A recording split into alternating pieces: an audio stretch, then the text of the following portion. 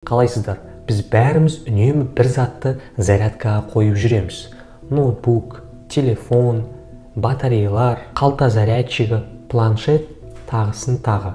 Бірақ сіз өзіңізге сұрақ қойдыңыз ба? Оларды сіз зарядкаға дұрыс қойып жүрсіз бе? Сол үшін бүгінгі видеода біз сіздерге смартфонды қалай зарядкаға дұрыс қою керек туралы 7 фактіні айтатын боламыз.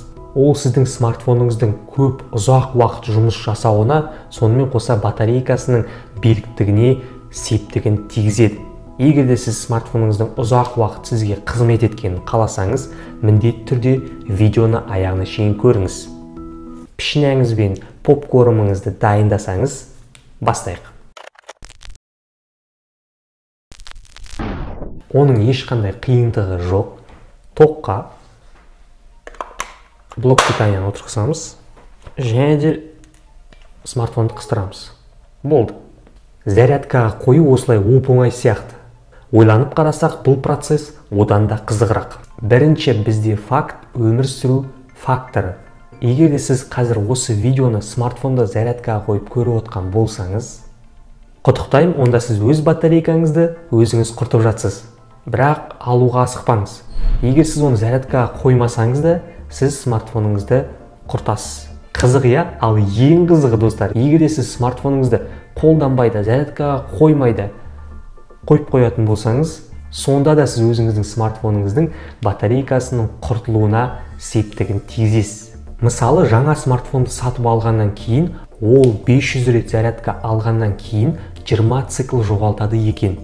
Ол 1-2 жылға шыдайды. 1-2 жылдан кейін сыйымдылық циклын тез жоғалта бастайды. Ал ең қызығы, сол жаңағы 500 рет зарядка қойылуын біз сіздермен бірге жақсартып 1000 зарядкаға шейін жеткізе аламыз.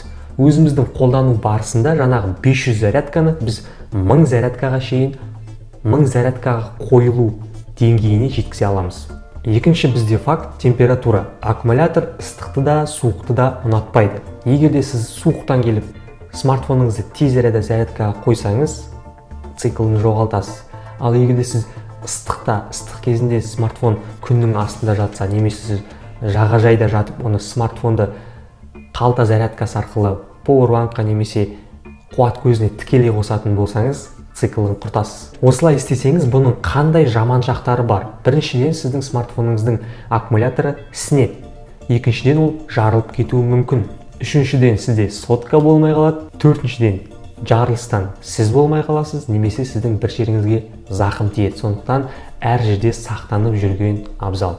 Ал смартфонды сіз қандай температураларда қолдана аласыз? Мысалға, ыстық күнде сіз +5 градус пен +30 градустың аралығында оп-оңай түрде қолдана аласыз, яғни смартфонға зақым тимес үшін. Ал суық күнде -20 градусқа шейін сіз смартфонмен қолдана аласыз. Осы температураларды төмен немесе жоғарылатып кетсе, онда сіздің смартфоныңыздың аккумуляторына зақымын тигізеді. Яғни сіздің смартфоныңыздың зарядкаға қою температурасы 20 цельсийді құрайды екен. Ал қатаң түрде +10 мен 30 градустың аралығында. Сонымен сыйымдылығын жоғалтпас үшін смартфонды сіз ыстықта да, суықта да өзіңізбен алып жүрсеңіз, бұл норма. Яғни смартфон ондайға төтеп бере алады. Бірақ сіз егер де оны ыстық кезде немесе суық кезде оны смартфонды зарядка қуат көзіне қыстыратын болсаңыз, оның аккумуляторының цикліне бірден-бір зиянын тигізеді. Сондықтан келе-келе сіздің смартфоныңыз зарядканы ұстамау немесе қызып кету процесіне тез жететін болады. Ал енді бұның шешімі қалай? Егер де сіз суықтан ыстыққа, жылы жерге кірсеңіз, зарядкаға қоюға асықпаңыз. Смартфонды қойып, кішкене смартфонды бөлме температурасына жылытып алыңыз. 20-15 минуттан кейін зарядкаға қоя берсеңіз болады. Осы принциппен ыстықта да, егер де сіз ыстық күннен кіріп бөлмеге кіретін болсаңыз, бөлменің салқын температурасына смартфонды қойып 15-20 минуттан кейін зарядкаға қойсаңыз болады. Өте қиын процесс, шешімі оп-оңай. Үшінші бізде факт зарядкаға қою пайызы. Сіз оны егер де 100%-ға зарядкаға қойып, және де 0%-ға шейін смартфон өшкенге шейін ұстайтын болсаңыз, ондай процесті біздің смартфонның аккумуляторы ұнатпайды. Сонымен қоса ол оның тез өлуіне бірден бір себебін тигізеді. Мысалы жай ғана қарастырайық, егер сіз смартфоныңызды қойып кетіп ұмытып кетсеңіз, және де ол 100%-ға толса, біріншіден ол сіздің блок питанияңызға кері әсерін беруі мүмкін. Неге? Ол блок питания қатты қысады. Сондықтан оның жұмыс принципі және де жарылып кетуіне әкеп соғуы мүмкін. Сонымен сіздің смартфоныңызда қызады, сонымен қоса сіздің аккумуляторыңызға кері әсерін береді. Өйткені біз алдында айтып кеттік, ыстық, егер аккумулятор қатты қызса, ыстық болса аккумуляторға, ол циклын жоғалта бастайды. Сондықтан 100%-ға қою бұл сіздің смартфоныңызға кері әсерін береді. Бірақ қазір бәрі айтуы мүмкін, егер де қазір новый функция шықты ғой, неге өйтіп айтып жатсың десе, мысалы қараңыздар. Қазір новый функция шықты. Егер де сіз смартфоныңыз 100%-ға толса, автоматты түрде қуат көзін алу тоқтатылады. Яғни біздің смартфондар қазір ақылды. Бірақ егер де сіздің смартфоныңызды сіз түнде қалдырып кетесіз, сонда ол ақылды ғой, жарайды дейсіз, смартфонды қыстырып қалдырып кетесіз. Смартфоныңызды түнде зарядкаға қойдыңыз. Егер де ол 99%-ға түссе, қайттан 100%-ға алу процесі қосылады. Яғни қайттан қуат көзін алады. Яғни ол сіз түнімен қойған сайын 99-ға түседі, қайттан 100-ге көтерілгісі келеді. Қайттан 99-ға түседі, қайттан 100-ге көтерілгісі келеді. Қайттан 99-ға түседі, қайттан 100-ге шейін көтерілгісі келеді. Өйткені біздің ақылды смартфондар 100-ге жеткен кезде ғана тоқтайды. Түсініп тұрсыздар ма? Сондықтан сөйтіп түнде қойып кететін болсаңыз, жаңағы процесс түнде бір 150-500 рет орындалуы мүмкін. Сіз қанша сағат ұйықтайсыз? Егер сіз түске шейін ұйықтасаңыз, ол 1000 рет жасалынатын шығар, білмеймін. Ол сөйтіп жасалу арқылы сіздің смартфоныңыздың келешекте тез отырып қалуына әкеліп соғады. Сондықтан сіздерге түнде смартфонды зарядкаға қойып кету немесе зарядкаға қойып ұмытып кетуге болмайды. Төртінші бізде факт — телефонды тез отырғызу. Әлеуметтік желілер, мессенджерлар смартфоныңызды тез отырғызады, әлбетте. Сонымен қоса көптеген ойындар, сонымен қоса керексіз программалар. Бұл сіздің смартфоныңыздың аккумуляторына зиянын тигізіп қоймай, сіздің өзіңізге де зиянын тигізеді. Әлеуметтік желі сіздің уақытыңызды алады. Уақыт бәріңіз білесіздер, өте бағалы зат. Сонымен қоса сіздің ойындар психикаңызды құртады. Сіздің тікелей түрде аккумуляторыңызды ғана емес, өзіңізді құртуында септігін тигізеді. Сондықтан смартфон ұзаққа жұмыс істемей қоймай, сіз де ұзаққа бармайсыз. Қызықты ақпараттарды жіберіп алмас үшін біздің каналға подписаться деген кнопканы басып, қоңырауды басып, лайк басуды ұмытпа, достарыңа жібер. Енді шешімі қалай? Смартфонды қалай зарядкаға қоямыз десеңіздер, 20 мен 80 аралығын ұстау керек. Яғни 20%-тен төмен түсірмеу керек, 80%-дан жоғары зарядкаға бермеу керек. Осы цикл арасында ұстап отыру қажет. Смартфонды күнде бір рет до конца отырғызып өшіріп отыру керек деген сөзге сенбеңіздер, ол өтірік. Яғни айына бір рет смартфоныңызды өшіріп тастап, қайттан қосып отыруға болады, әлбетте. Ал бірақ күнде өлтіріп тастап, оның смартфонның 0-ге шейін барғаны сіздің смартфоныңыздың тез жұмыс істеуіне ғана қоймай, смартфоныңыздың тез отырып қалуына келешекте әкеліп соғады. Яғни 20 мен 80 аралығын ұстаймыз.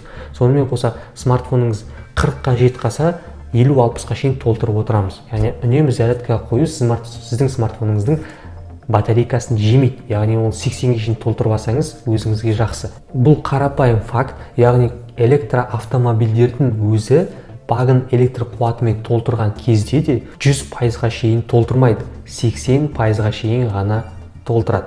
Қазір Apple компаниясы және де көптеген компаниялар смартфон 80%-ға заряд қуат көзін толғаннан кейін 100-ге шейінгі арақашықтықты жай толтыруға сондай процесс орнатуда. Яғни смартфон 80-ге толғаннан кейін 100-ге шейінгі уақыт арақашықтығы өте ұзақ болады. Яғни смартфон 100-ге шейін тез бармас үшін және де сіздің смартфоныңыз тез құртылып қалмас үшін. Бұл әлі де жүзеге асуда, бірақ толық түрде процесс әлі енген жоқ. Ал самый идеальный зарядка пайызы ол 50 мен 60 аралығын ұстап тұру. Бұны ұстап тұру өте қиын.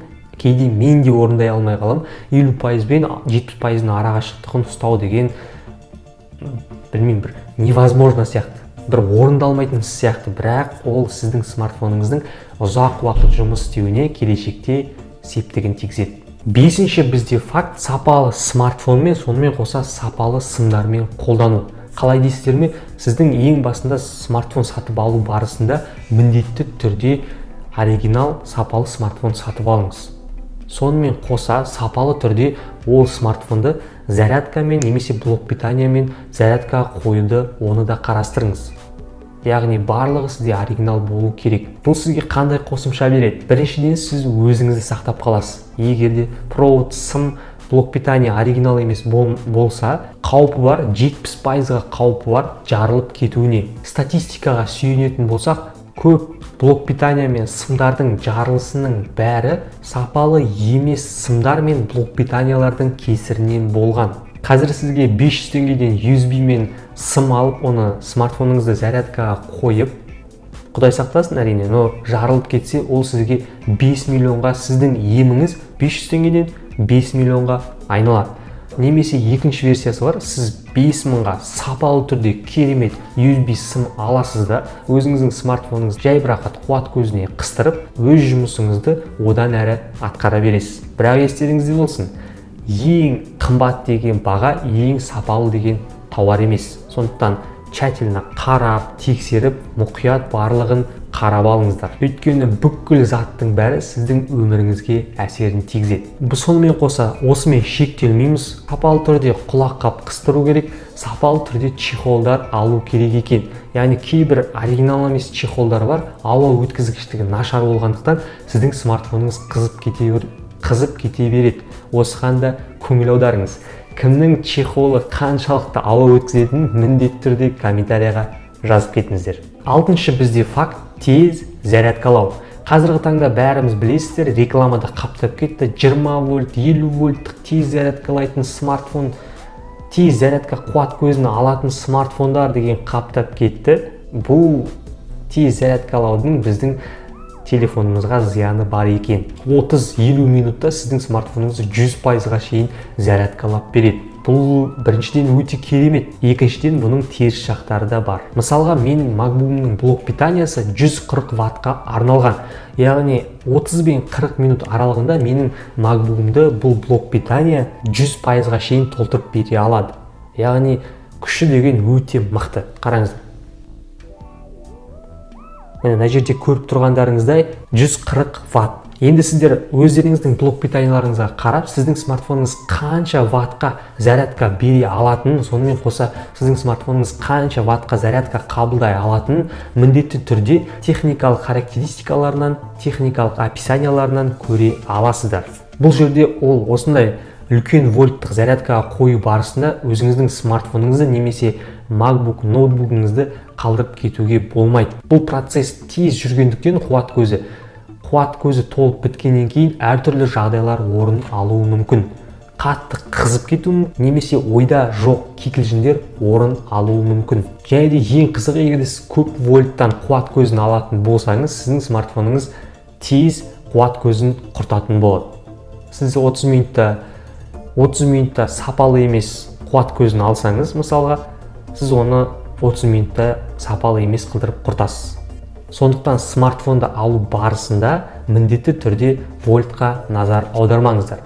Ең орташа вольт бізге керек вольт, смартфондарға ол 15 пен 20 вольттың арасы, ал MacBook'тар мен ноутбуктарға ол 70 вольт пен 100 вольттың арасы былай жеткілікті. Жетінші бізде факт найзағайдан және де кез келген табиғаттық факторлардан сіздің смартфоныңызды сақтау. Найзағай ойнап тұрса, күн жаңбыр болса, сіз смартфоныңызды қолдана аласыз. Өйткені көптеген смартфондар қазір ондай табиғаттық жағдайларға шыдамды. Яғни оны сіз IP бағанымен есептей аласыз. Ол үшін сіздің смартфоныңыздың IP-і 67-ден жоғары болуы керек. 68-69 болса, сіз міндетті түрде су жаңбыр жауып тұрса да жүре аласыз, найзағай ойнаса да жүре аласыз. Бірақ найзағай ойнап тұру барысында, күн құбылмалы болып тұрған барысында сіз оны қуат көзіне қыстыра алмайсыз. Неге десеңіз, напряжение болып тұрған уақытында сіздің смартфоныңыздың жарылып кетуіне, блок питанияның жарылып кетуіне